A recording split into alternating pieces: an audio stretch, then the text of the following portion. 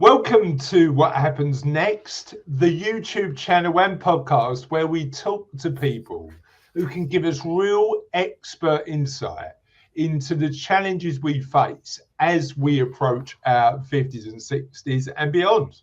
I am Chris Dames. I'm your host today, and I've got a real fascination with helping people, not only from a financial perspective, but to explore some of the emotional and intellectual challenges we face when we're thinking about either retirement or what happens next.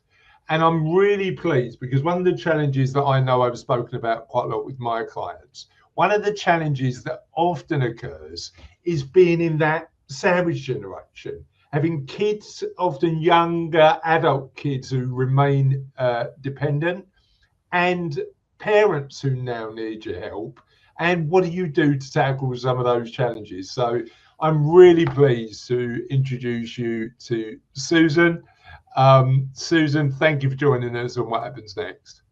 Great to be here, Chris. Thank you for inviting me to join you. And I know you've had a lovely lunch today. I didn't mean to hold up my Cervelo brandy mug, by the way. I'm going to put that down. I just wanted to sip my tea. What did you have for lunch? Oh, now I had, we went to Bill's because Bill's is always good if you've got like different people going and you don't know what their kind of appetites are. So I had an avocado, mango and prawn salad. That sounds amazing. Bill's do a great dessert, right? I don't know if you've had it. It's a cake in a flower pot, and the flower pot is edible, and it's beautiful. Really, really good. Try that next time. This is news to me. Yeah. You know what? What would you go for? Would you go for, if you were going out for a meal, would you go for starter and main, or main and dessert? Starter and main, large wine. That counts as dessert. We could have that. So we could talk about our amazing Bill's is. I think we need sponsorship for Bill's at the minute, but talk about amazing Bill's is. But instead, I'd love to talk about you and your work at Turner's Oak. So tell us a little bit about you. Yeah, sure. Thank you. So I'm Susan. I am the founder of Turner's Oak. Turner's Oak is it's the only advisory and estate agency service for older homeowners and their families. I come from the world of estate agency for my sins, 16 years working in estate agency.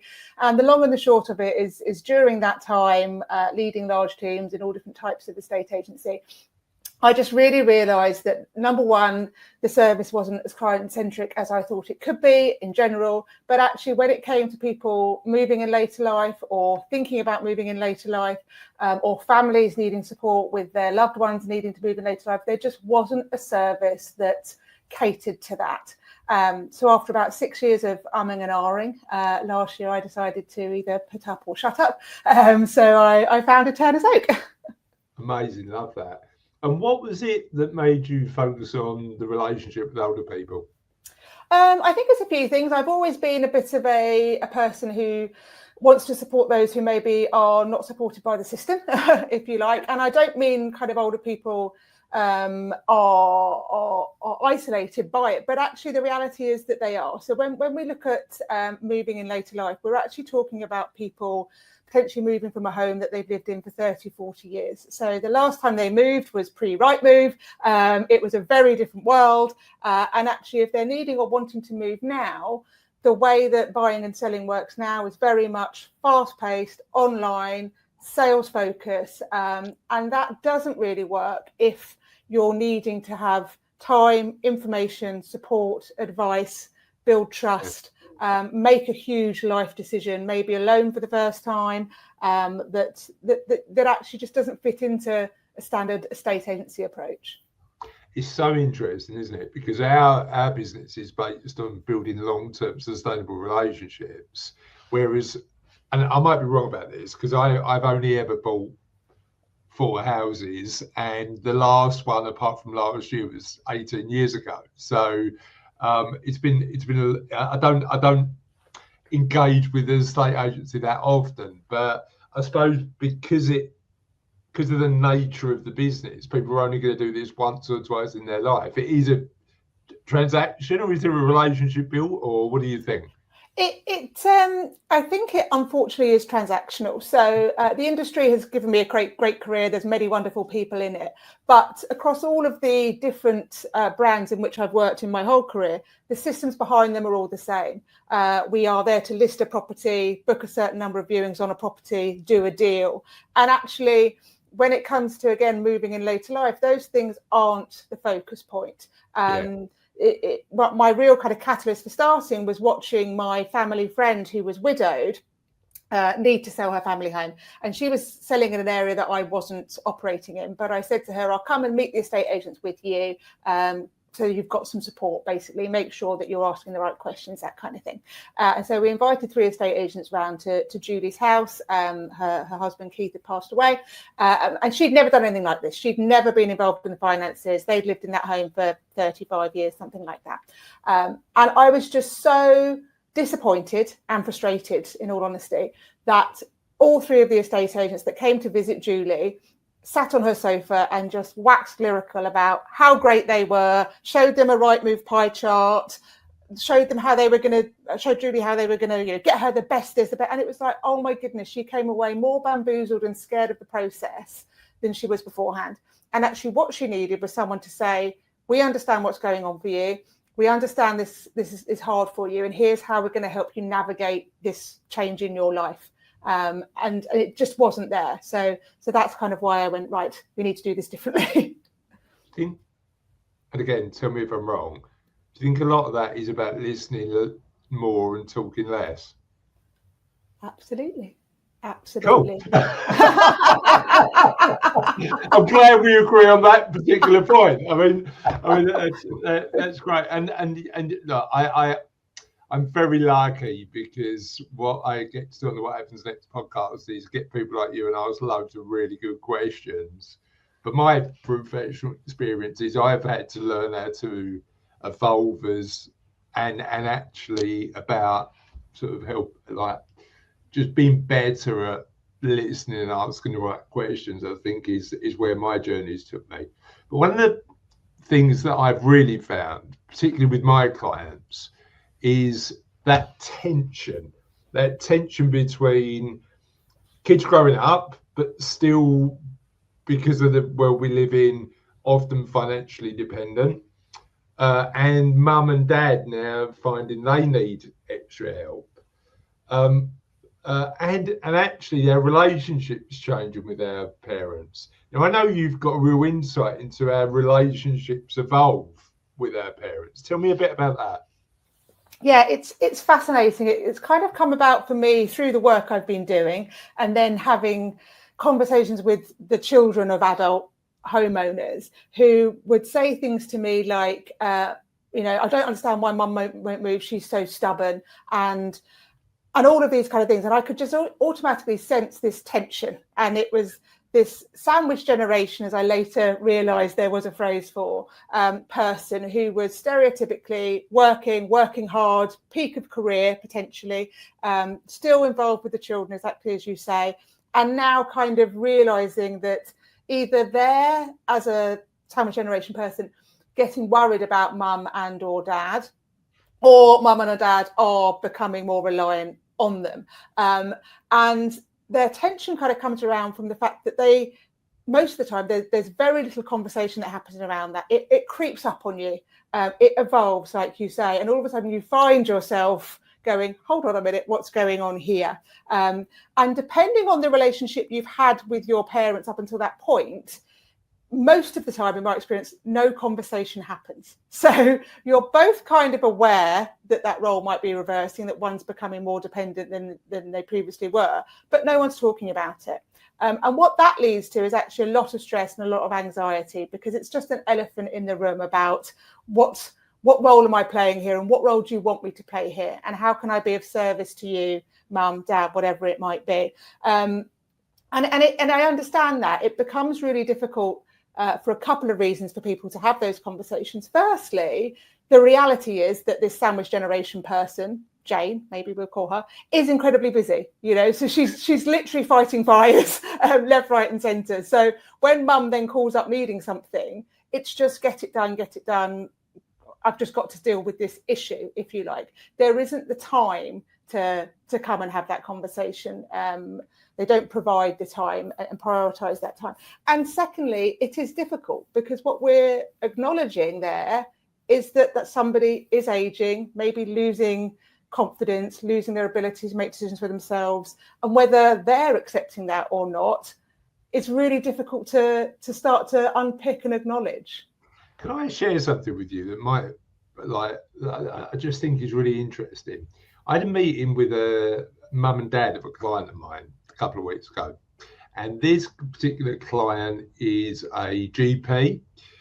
She's in her mid-50s, and mum and dad are a bit older. And she asked me to spend an hour with mum and dad, just guiding them through changes in inheritance tax rules and how they might impact. And what I'd found was, with the daughter and mum and dad, both smart, lovely people, they had a good relationship. But after I'd phoned my client and I said, well, you sort of knew this because we've spoken about this too. And she said to me, it comes better if it comes from somebody independent. Now, I wonder whether there's a dynamic, and I'm thinking about my own dad, to be honest, and I wonder if there's just a different dynamic when it's not your kids telling you what's what. What do you think? I couldn't agree more. There are circumstances where you don't need that facilitator, if you like. My mum's one of them. She's very pragmatic and she knows exactly what's going on, and she will happily say, right, I need you right. Yeah, sometimes you don't need that, right? Yeah. But actually, because of this role reversal, because basically what's happening is somebody who was the decision maker and in control, if you like, is now needing to rely on the other person who used to rely on them. Because of that change, that's really difficult to accept. And having somebody else come in and say, actually, give advice, give support, give information, that's an independent person. It doesn't have any of that previous connotation or family dynamic going on with it at all. And also what I kind of really enjoy in those conversations is the older person sometimes then feels so empowered by that they start to kind of go off on their own. They've got energy now. I know what I'm doing. And the child is like, you weren't up for this a minute ago, But because they've got someone in their corner, potentially, they feel like, right, I'm in control again. And control is the biggest thing that comes out of any survey around what people want to maintain in later life, maintain independence, maintain control. How do we empower people at a certain age of their life to maintain independence and control? That is such a great question. And this is something I was talking about yesterday at an event. Empower is the most important word for me. When we come into later life, there's a lot of loss going on. There's loss of physicality, there's loss of physical strength, there's potentially loss of loved ones, family members, there's loss of autonomy, maybe there's loss of purpose, all of these things going on. And when older people are losing things, you naturally want to grab on, keep control as best as we can. What we tend to find, and especially if I look at the lens through of moving in later life, thinking about moving home, there's a complete lack of information, advice, support around what that could look like. So the thing that I do with all of my clients as a first step, number one is listen to them, as you say, but secondly is provide information. Just provide information. Something that I kind of link now into the work that I do is the Kubler-Ross grief cycle. Yeah. So when we talk about loss, and maybe loss of identity is another thing. If I'm not the homemaker I've always been, if I'm not the breadwinner I've always been, who am I? And there's a loss of that person that's been the biggest chapter of that person's life. So when we look at it through the lens of loss, and then we can say, well, there's a whole theory of grief cycle of loss. The first part of the grief cycle is kind of denial and anger. And in that stage, the thing to do is provide information. It's not to do what we tend to do, which is try and give advice, do this, do this, do this. Actually, we need to let somebody have information about what's going on and what their options are before we can go into giving our own opinions about it. And information is power, and therefore that's control. I'll tell you what's really interesting about that, because I have been writing about Kubler-Ross for the What Happens Next book. Nice. But from the perspective of being 50 and 60 and losing your career. And what fascinates, I told you we'd go off on some tangents. It didn't take as long, did it? What fascinates me about that model is you could be having two generations going through that cycle and trying to cope with themselves, but also what's the first practical step to do that? Coping with your own grief and helping somebody else cope with theirs. I think with all of these things for me is to start with self. So what's going on for you and what's your role in this? So when we talk about that family dynamic and when we talk about that role reversal, what we can do and why a facilitator or third party can be valuable, what we can also try and do in that dynamic is become more objective ourselves. So actually step back and go, right, this is what's going on for me. And actually what's going on for mum and or dad here. And as soon as you can do that, you kind of start to lose some of your own, or you can start to question, what assumptions am I making? What am I trying to fix in this scenario? Is this a me problem or a them problem? Is it my anxiety that means I think mum and dad should move? Or is it something that's actually the right thing to do for them? So the first thing for me is always start to become self-aware as to what's going on for you. Yeah, no, I love that. Absolutely love that. And you talked about just having a better understanding of mum and dad, as opposed to thinking they're, well, I mean, what are the things you're hearing people say as a knee-jerk reaction? Mum's stubborn, dad's stubborn. They're going out in a box. It's illogical. It doesn't make sense. I don't understand why they won't. They just should. All of these things. Yeah, I mean that, I think that ignores the fact that we're all really, really complicated, right? And it's like, so help me understand what, having conversations with older people, you've learned from the underlying complexities of what's going on when people are thinking about moving in later life. So I think there's a few things there.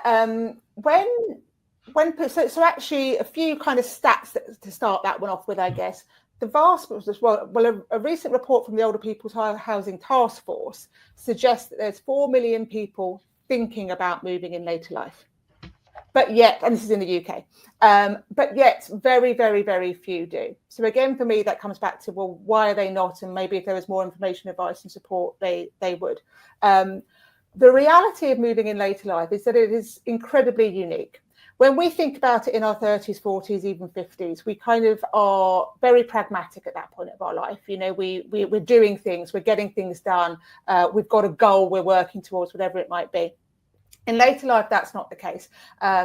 Moves in later life are financially unique. You're the expert on this, but we're talking about finite resources. We're talking about incorporating care planning. We're talking about incorporating inheritance tax planning, all these kind of things. They're also practically unique. Where should I be? How am I going to move? All these kind of things. But then they're also emotionally unique. We are talking about, again, loss of identity. If I'm not sitting around this kitchen table that I've sat at for 40 years, who am I? Am I leaving behind a loved one who's already passed away? And actually leaving again is like a second grief. There's so much emotion and identity tied up in the homes in which we've lived, especially this generation. They are the generation that has lived in properties for 30 or 40 years. Not so much our generation, if you like. We tend to have moved a couple of times. And when we're asking someone to move in later life, we're asking them to do three things. We're asking them to leave that place of safety that they've known forever. Even if it's becoming unsafe from our outside perspective, it feels safe to that person. They know it like the back of their hand. It's emotionally secure. We're also then asking them to almost navigate a chasm of moving. So again, something they haven't done for 30 years. When was the last time you did something that you haven't done for 30 years? And navigate legal work and all of the connotations of moving, what that actually is. But you're also asking them to step into the unknown. What is on the other side of this chasm? Where might I be going? And there's so much confusion around what that looks like as well. What are the options? Retirement living, assisted living, integrated retirement communities, care homes, mainstream housing, leasehold, all of these things that mean they don't even necessarily know where they're going. And once you start to realise that actually that's that's a bit challenging. You start to be able to have more empathy for why it can be difficult, impossible, and even paralyzing for people to even consider doing it. It's the paradox of choice, isn't it? There's so much choice. Trying to find the right option is difficult. And it's really interesting because I'm thinking about another client of mine who moved into a McCarthy and Stone property. Other residential homes are available. I don't know why I'm doing that. It's not the BBC. I don't need to do that. But just for the purposes of context, other options are available. And it's interesting the journey she went through because she's an amazing lady now in her early 80s. We've worked together for 15 odd years. Head of HR for a big blue chip when she was working, and she was really pragmatic about it. And she started from the place of what do I want? And she had a lovely little cottage down in Surrey that really suited her housing needs, but she was lonely. And actually so where do people start? What questions should either the kids of the people who are thinking about moving ask, or where would you start in taking all those choices and trying to narrow them down to an option that works? Yeah, really, really great question. I think, and this is the ideal scenario. So what we're talking about here is people actually planning, having conversations, exploring options. So number one, amazing that they're doing that, because most people kind of just get stuck and then nothing happens and then crisis hits and then it becomes really difficult because we're having to make moves quickly without choice, etc. But I would do exactly the same as your client there did. It's about actually what do you want life to look like? The problem is that when you start to look and go on to Rightmove or anything like that, you're funneled into criteria that aren't actually what's really important as far as I can see in later life. How many bedrooms do I want? Well, yes, that's important, but actually, what do you want home to feel like? Because the vast majority of people don't want to leave home. My kind of challenge to that is what is home? And actually, how can you maybe move into another home that's more suitable for you in later life, where you're going to thrive, that's going to suit you now and in the future, that isn't a home that you bought for 30, 40 years ago that suited you then. So asking, and I've got a client, awesome client, who does mind maps, and that really works for her. And it's actually visualizing, what do I want to feel like? What do I want it to give me? I was with a client in London on Monday, and she's in Pimlico. And for her, community and being able to get around are absolutely pivotal. She doesn't have family. So that's really important. Now, whether it's Pimlico or whether it's Ealing or whether it's wherever isn't really important to her. It's about how is her life in that environment? What is that environment? And also she likes to look out over green. So all these things to start to bring in that kind of thing. Then I also think it's really important to talk about what you don't want. So what are the things that would be really, that you wouldn't like to look like or feel like? And with that, you then have to do the lovely thing of asking why. Because a lot of the time someone will say, I don't want that. I don't want to move into a care home. Or I don't want whatever that might be. I don't want to move into a retirement village or a McCarthy Stone property. Others are available. And the really useful thing, and again, it tends to be easier for an outside person to do this, but if you can do it within a family, it's great, is to ask why. Because a lot of the time there'll be an assumption that maybe isn't valid. Or there'll be an underlying fear that's based on someone else's experience or their own experience, but from the past. And if you can actually get to the nub of what people want and why, and what they don't want and why, then you can start to paint a picture of what options are available. Yeah, it's really interesting. I did a video on What Happens Next recently about anti-goals. And a shout out to a lady we interviewed on What Happens Next about 9 months ago, a lady called Ruth Sturkey. She's got an amazing blog called 1000 Weeks. Please check it out because it's brilliant.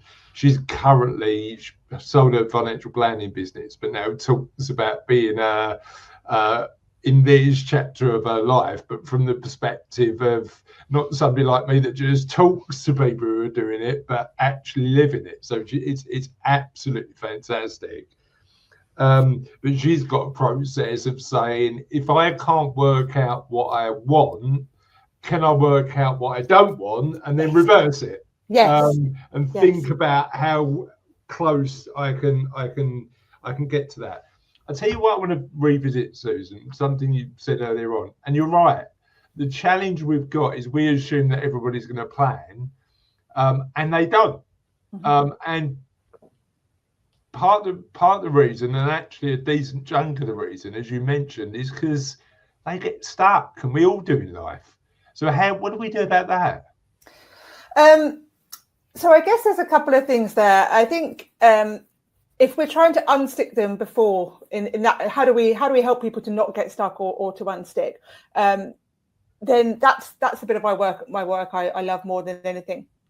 And that's about, number one, meeting people where they're at. So, why acknowledge that they're stuck. I think, again, we can come back to that language of, I don't understand why mum won't move. And actually, if you turn that into it sounds like mum's stuck. Oh, okay, I have empathy for that. I wonder why that might be.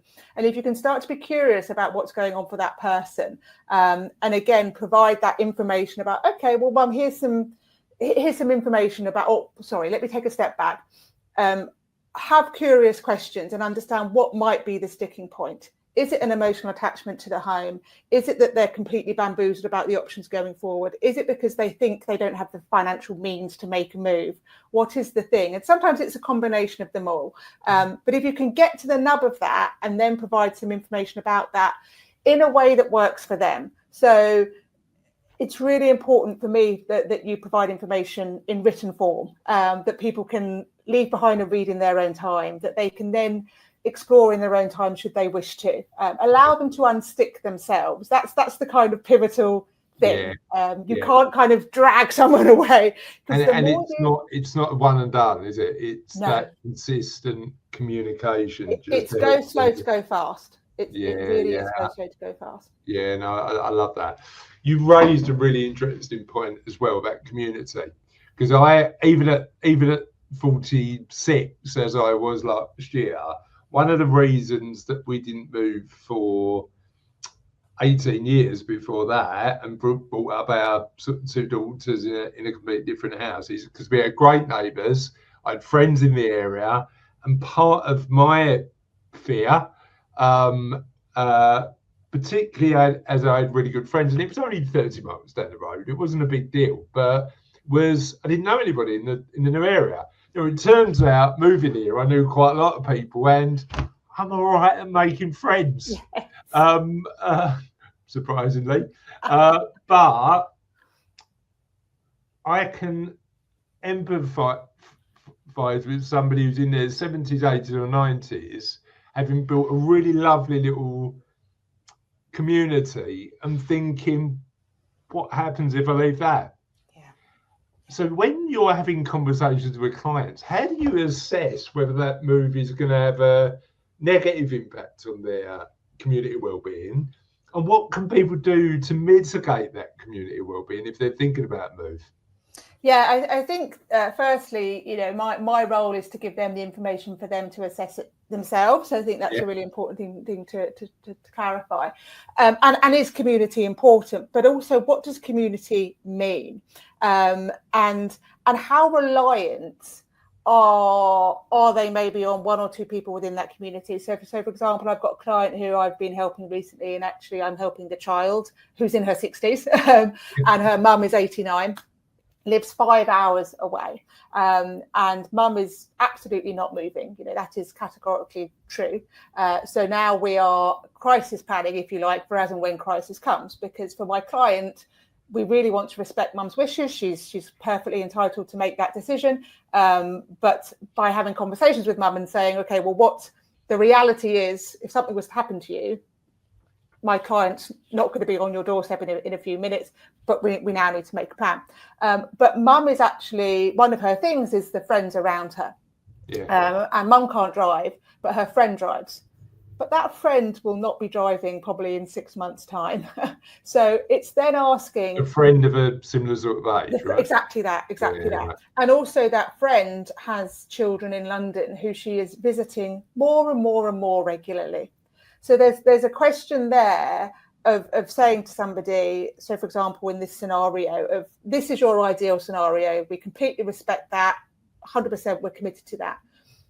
This seems like a bit of a weak link in that scenario. So as and when and if something was to happen here, then what would you like to happen? And so because she's kind of wanting to stay because of community, but actually that community is really quite fragile. It's really reliant on one person who might not be there for that long. There's a value in almost very gently shining a light on how vulnerable that aspect is of what they're holding on to. And what if that wasn't there? Does it change something? Yes, it does. No, it doesn't. You know, it's continuing to go into peel the onion of, okay, that's lovely, but what about that? What about that? And here's what I'm a little bit confused about. I'd love for you to clarify.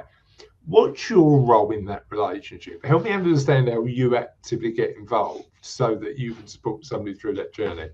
I know, it's how have I ended up doing that from being an estate agent? This is genuine. And now that, you know, I think about this quite a lot. It's an absolute privilege, right? Like I think about the relationship of trust clients put in me, and the responsibility that I get when we get involved in their lives. And it can weigh heavy sometimes, particularly when I've got clients, as I've told you before, who say, right, I'm giving up work permanently and you've got to make sure I never run out. But what a privilege, you know, like that relationship of trust is really powerful, but it comes with a responsibility, right? It comes with a huge responsibility, and so the business kind of started off as a estate agency for older homeowners. But what I realised immediately was the value of that service, and you touched on it in the beginning, is about building long-term relationships. Yes. So yes, we can help the people who need to move now or are choosing to move now. We can provide a much better service, more client-centric, and make sure they're not being taken advantage of, all of those kind of things. How are we conducting viewings? How are we communicating with stakeholders? All of that kind of stuff. We can do that better. But actually, when we talk about the vast majority in the thinking planning stage, that's when I kind of realised, if we're having conversations earlier, giving information, advice, support, maybe we can help them on that journey. And whether they ultimately end up moving or not is not my objective. My objective is for somebody to decide to stay or decide to leave or decide to make a plan, but make an informed decision, make an informed choice. So it's kind of evolved, to answer your question as to how I end up having those conversations. People find me. So all of my client work comes from recommendations, very, very little marketing, anything like that. And through that initial conversation, it tends to be that they're kind of earlier on in that stage. And so this is how the future planning service came about. And it is that whole point of, well, let me come and understand, like I did with my lady in London, what's going on for you, what you're thinking about, and help you get clarity on it, because that's often a big problem. And then package it all up in a lovely report, and you can put that in a drawer. You can forget about it, you can burn it, you can look at it every night. It doesn't really matter, but it's yours to do something with, should you wish to. And that is the service that's really, really evolved into to actually making change, because people are then making decisions that they otherwise wouldn't have made, and that's really, really an honour to be part of. And this is what I'm really interested in. Understand a bit about the key factors, both pro and con, people should be thinking about when they're making that move later in life. Talk to me about the contents of the report. What's in the report that helps people go, well, that might be a factor I need to consider, and this might not be. Help me understand that. Yeah, the report is completely bespoke, so it's different for every single client depending on their circumstances, and that comes out of the initial conversation. So the initial conversation tends to be about 2 hours, and to your earlier point, normally, as was, again, we'll use my lady in London, the first 35 minutes of my meeting with her, I didn't say a word. It was listening. She just and that it's so important, because number one, that builds trust. But actually having somebody who's just intently listening to what they're saying, not kind of interrupting, letting them go off on the tangent that they go on and bringing themselves back. She's actually processing a lot herself through hearing herself and actually having speaking her truth, if you like, and even saying, and I worry about this, and I worry about this, and I worry about that. I then bring all of that together and start to ask some kind of curious questions off the back of that. So there'll be a small points that we'll get to. My objective there is to kind of really come out of that meeting with a understanding of what the priority is. What's the problem we're trying to solve? And it might be there's an underlying health issue and this property is not going to be suitable. It might be that, you know, the property is becoming a burden to me now and I'm getting financially concerned about it, or whatever it might be. Then the report comes off the back of that. So then the report will be the first thing is a reflection back of what they'd said. And again, that seems to be really, really valuable for people, being able to read what they've said. It's now real. It exists in black and white in paper. It's not just going around in their head, you know, waking them up in the night, whatever it might be. And then there's a level of, these are the things we decided were priorities for you. You want to feel safe in your home. You want to make sure you're financially secure. Or one client, a couple who I was with, both had amazing careers, very, very successful people. And their priorities were no children. We don't want to be a burden to our beneficiaries. So we want this sorted before anything happens, because they'd actually, their beneficiaries were a niece and a nephew, and they'd already lost one niece. And they wanted them to have all of their money without any stress. Priority number one. Priority number two, they didn't want the surviving partner to be left selling that home because it was a large property, it was going to, you know, not easy to sell, etc., etc. They wanted that surviving spouse to already be in the next community. So as and when they were alone, they weren't alone. And the third priority was they wanted to enjoy the life that they had. They're only in their 70s. Right? So once you've got those priorities, you can then go, right, okay, here are some things you could think about, you could do. And it's all about suggestion. There's no, now do this, now do that. It's, here's some information on this option. Or, for example, that couple were very anti moving into any kind of assisted living, but also only wanted to move once. So then we had a bit of a challenge, and I was challenging back to them saying, are those two things possible? Because if you want to only move once, then you're probably going to need to be somewhere that's going to be suitable for you for a long time. And at some point, that will probably be an assisted living solution, whatever that might look like. Or you could make a move now into mainstream housing, smaller, more manageable, whatever, and then move again. And once you start to kind of give those options and clarify the compromises of what they're thinking, and it's a trade-off, isn't it? And then they can go, actually, that bit is more important to me. Or actually, now I feel able to make the move twice because now I feel able to do it because I have information. You know what's fascinating to me? Bear in mind that this channel is designed for people who've probably got parents of that age. Here's the interesting thing. I can be, I'm not always, I can be a really good listener. But when it comes to my dad and to my wife and often to the kids, I go too quickly into solution mode. How do we get better at communicating with our, like you think, I know the skills that I need to use. But I want to help, and I don't go into solution mode. I just want to get there quickly. How do we develop the skills we need or we've already got in our lives and just get better at it with the people we love? I think that you've hit the nail on the head there, and I would imagine a lot of the people who listen to this channel and your clients and things have got these skills. It's like all of these things, you know, we know how to do it in the workplace, and we know about how to navigate change, how to coach people, how to inspire people, how to empower people, all of those kind of things. But when it comes to our own families, it becomes really, really difficult. And that brings me back to that finding a way to step back and be objective, finding a way to acknowledge that as well. And if you can, share that with your parents. Yeah, it's self-awareness, but also sharing it with your parents if you've got that relationship, because actually a lot of the time parents will be kind of like, I don't want to be a burden, so I'm not going to say anything, I'm not going to do anything. And actually the lack of conversation is burdensome and anxiety inducing for the sandwich generation child. So if you can find a way to kind of say, I'm starting to worry about this, or I'm thinking about this, I'd love to have a conversation about it, then you can start on that journey. The big things for me are ask permission. So ask to have conversations, and respect an answer at the end of the day. And to check where that's coming from. Is this a you need or a need of your parent that you'll meet here? And there's nothing wrong with it being a you need. Like, this is causing me anxiety, or I'm getting really stressed about this and I need to address it. That's very valid, but you have to be honest about that. Yeah, no, I love that. I absolutely love that. What surprised you the most when you've been doing this work? What surprised me the most? A couple of things come to mind. Firstly, the amount of information, advice, and that is out there, but you don't know where to find it.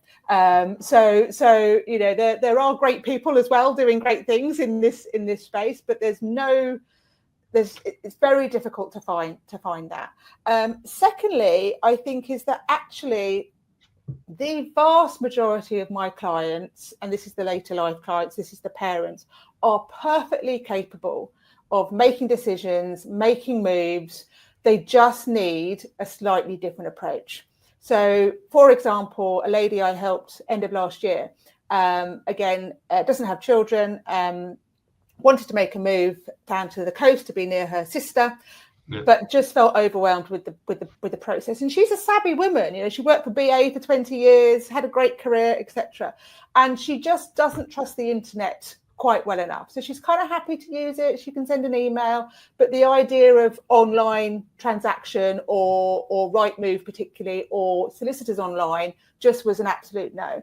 But by, again, understanding what was the thing that was a problem for her, we just built our whole service around her. So we found her a local solicitor in her local town that she could pay by check, because she doesn't trust bank transfer. And that made her not only feel safe to do that actual practical thing, it made her feel heard and understood. Her concerns were valid, and that she deserved to have a service that made what she wanted to do possible, rather than kind of going, well, that's just the way we do it, you know, get with the times, if you like. Making it easier to be done in a world she feels comfortable with, right? Absolutely. And kind of to come back to your question, it's a few small tweaks that can actually unlock so much. If we just took the time to listen, to understand, to tweak our services. That person she's now living. She was supposed to be buying a bungalow, and she sent me a picture the other day of this 3-bed detached house that she's bought with a massive drive. It's bigger than where she lived before. And she's like, I didn't buy a bungalow. And I'm like, good for you.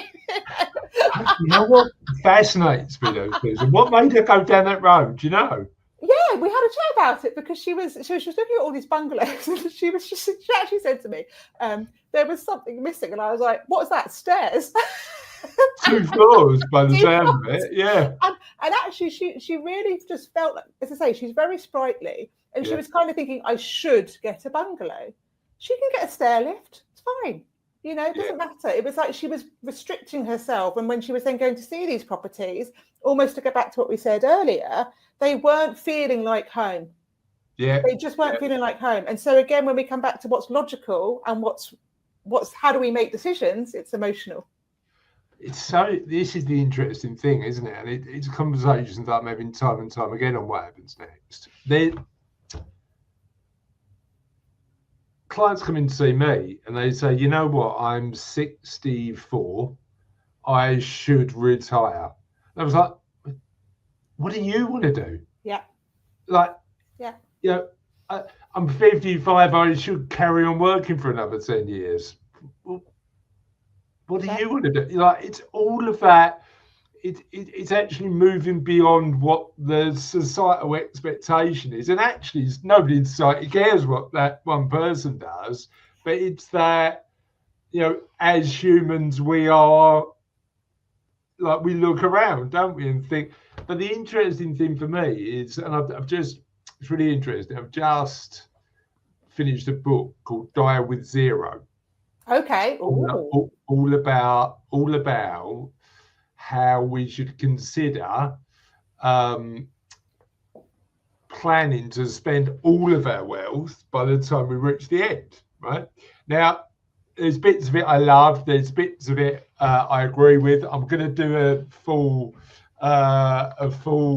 review on what happens next soon. But the interesting thing about that is part of it was living with more intention about what we actually want, and instead of doing what we think everybody else is doing. Mm-hmm. And I look at that and say, you know, taking the time to be more intentional in our lives, I think it's so important at any age. And thinking about what do we actually want instead of what people perceive they should do is a key. It goes back to that self-awareness piece, doesn't it? That element of going, what do I want to do? What do I want to do? Yes. So, and I think that can be really difficult, again, if I kind of look at it through the lens of moving in later life, because and actually another person I was speaking to who helps people in retirement and stuff like that as well, she was talking about the William Bridges theory of like endings and new beginnings, but in the middle you've got this kind of neutral zone, and this again is like the chasm I was talking about. Yeah. And actually a lot of the time we know what we want when we're still in something else. It's that kind of one door closes, another one opens, and if we don't know what we're striving towards, if we don't know we definitely want to live in this place, or it's a good starting point, but actually it might change. You know, you might then find out, like my client did, she went and lived with her sister, so she didn't have to make that decision all in one go. And I think that was probably pivotal to her really ending up exactly where she wanted to be. She could sell the current home, live with her sister, and then look around, and then she found that actually what she thought she wanted was not what she wanted. And it's that time to be in the nuance, in the uncertainty, which is really valuable, but very, very difficult. Very vulnerable to be in the uncertainty. And scary. This is the interesting thing when it comes to a property purchase as well, I think, Susan, is that, you know, I'm encouraging my clients who are thinking about what happens next to experiment a bit. You know, if they're working 5 days a week, go down to 4 days. Buying a property is a bit all or nothing, isn't it? It's quite a big experiment, low cost experiment. So like moving in with your sister might be one way to try something out. How do you take low cost experiments to move into a different place? I think it's one of the big problems, and I think it's a big problem because of that. Also, what I see with my clients is, and if I go back to that couple who looking after the beneficiaries and things like that, one of the things that came out from the wife was that she all of a sudden realized that, oh my goodness, she's not confident in her decision making anymore. Like that was an epiphany moment during the conversation. Yeah. And then she was like, I'm just so scared of making the wrong decision. And it feels like, and it is true to some degree, that these are such big decisions that the pressure of getting them wrong also becomes inhibitive. So then it's like, okay, well, if that's true, number one, what's the worst thing that's going to happen? You move again. Okay, that's not exactly ideal, but actually, if you are in good health, and if in 5 years' time you move again, and actually it has just been a stepping stone, it's possible, isn't it? It's possible. Maybe not ideal, but it's possible.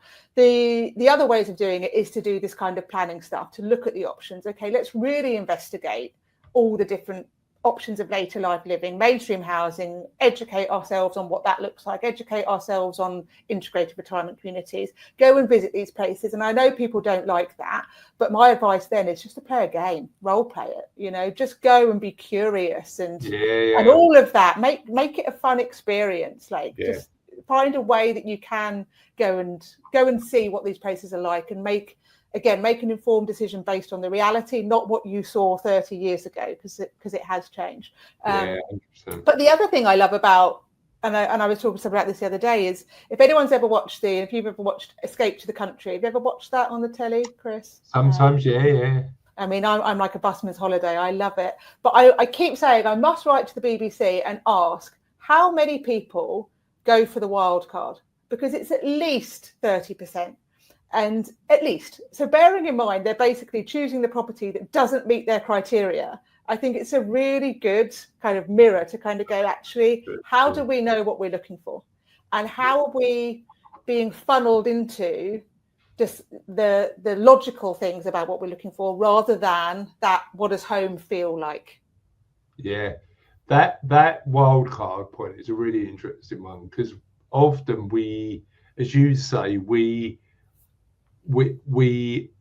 base it on what we know, and we don't know what we don't know, right? So having a great understanding of those elements. I'm not a massive fan of Escape to the Country, but I'm loving the fact that Race Across the World is back, because that is my all-time favourite show, I've got to say. Nice. That just calls out the adventure, calls out to the adventure in me. Tell me a bit about getting good information.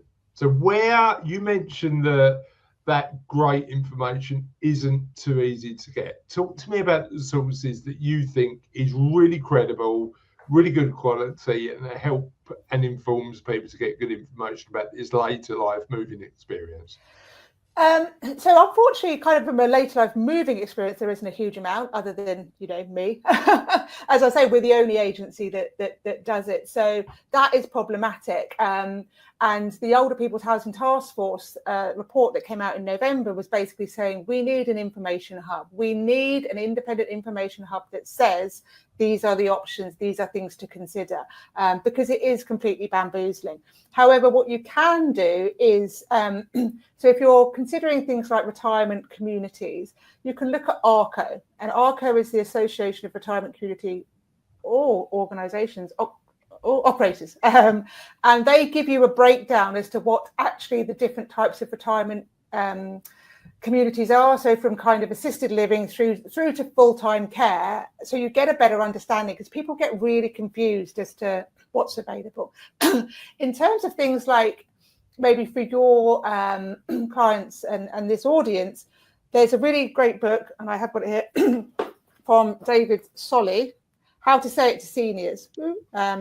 That's a really great book on understanding what's going on for us in our sandwich generation and our kind of mindset of let's get things done, let's solve things. We're about control, we're about decision making, we're about action. And actually what's going on for our seniors, which is actually about reflection, loss, maintaining control. And there's loads of really great hints, tips, advice in there about how to just change your language, your mindset, so that you can have good conversations with those in later life. I love that. What are your 3 top tips from Outset to Seniors, which is going on my Amazon list, by the way? Oh, yay. Number 1. Other book places are available. They seriously are.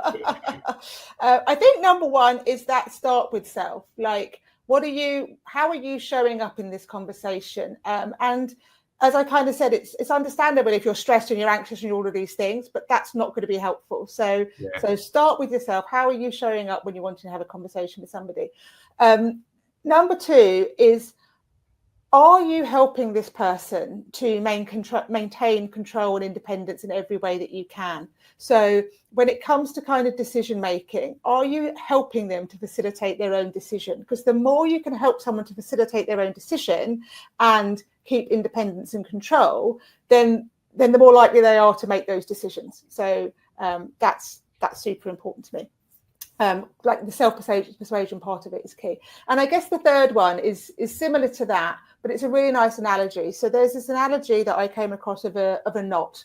And this talks to the fact that moves in later life aren't logical. They are emotional and they're complex. And as others try and get involved in someone else's move, what tends to happen is we get resistance. So that knot tightens and tightens and tightens. When we say should, when we kind of go, I don't understand why you're not, all of those kind of things, that knot tightens. Our role is for that knot to untighten. So always think about that knot in the back of your head. Is this conversation helping to loosen that knot, or is it tightening that knot? And if you've got that, then you're going to be taking those slow steps to go fast. I love that. It's changing the dynamic of the relationship, isn't it, to a one that contains mutual understanding and respect. And often that's a journey. It's not an immediate thing. I love that. I had a really interesting chat with one of my clients the other day, who's an Indian guy. So very successful. He's 68, mum's 92, and he said to me, I'm selling my place and I'm moving back in with her. And what was interesting for me, because he said that's what we, meaning his culture, does. What have you seen in terms of differences in culture when it comes to looking after our parents and care? I think it's such a great observation, and the first thing that you see is actually who provides a lot of care in this country, and it's mostly people from other cultures. There is a definite difference, and that's not a generalization. It's just the reality of our care providers, and that's not necessarily just the financial thing. It's there's a caring nature that's instilled through that generational respect, wisdom, elder care, all of those kind of things.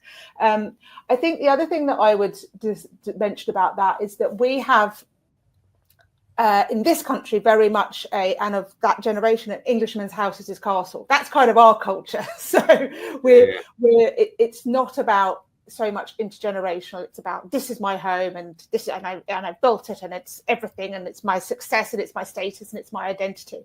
And so irrespective of kind of the dynamic with the other, it's that relationship with home itself, which is really unique here. But we also have a real taboo around aging, dying, death, all of those conversations. Well, we just don't have them, and so it becomes really, really difficult to have any conversation, because we just all seem to think that we'll live forever, or that we'll just die in our sleep, happy days, and everything will be sorted afterwards. It's really interesting, so interesting.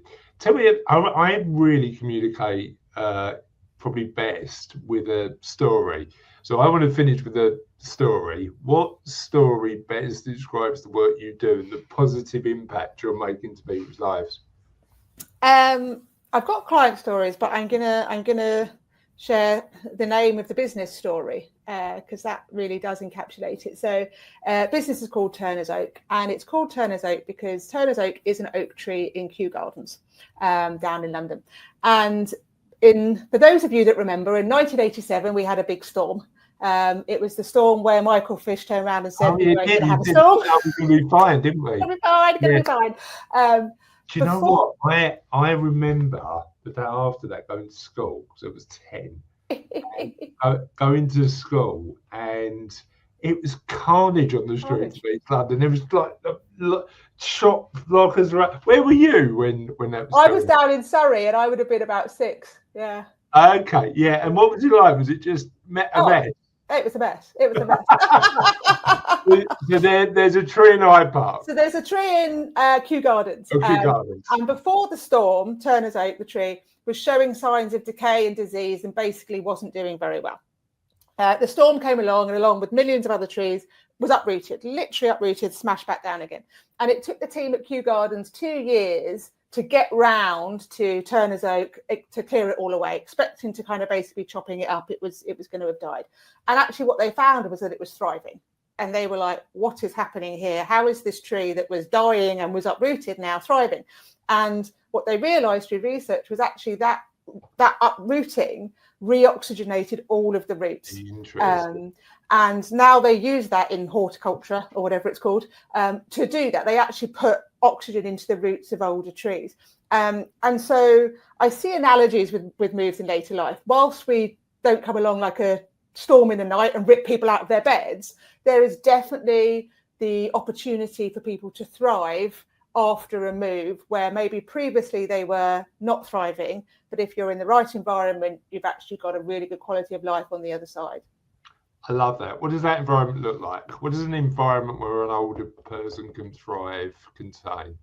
I think it's two things for me. It's about being in an environment, a home that feels safe, that isn't burdensome. So a lot of the time we're dealing with clients whose homes, a client said to me, I wasn't a client actually, it was somebody else said, that home is that person is now starting to serve the home rather than the home serving them. So it's good when your home is serving you rather than the other way around.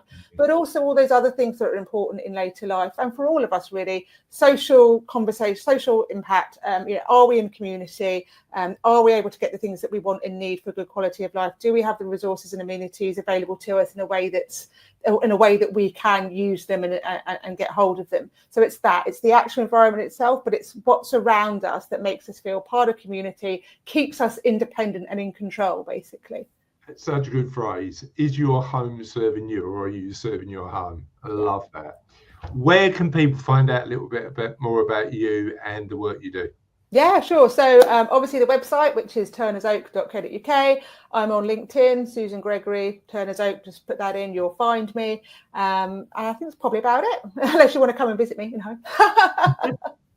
Susan, thank you so much for joining us on What Happens Next. I've really enjoyed the conversation. And even though we went on quite a few tangents, I think we shared so much great stuff. So thank you for being one of my experts. Really appreciate it. It's been great, Chris. Thank you.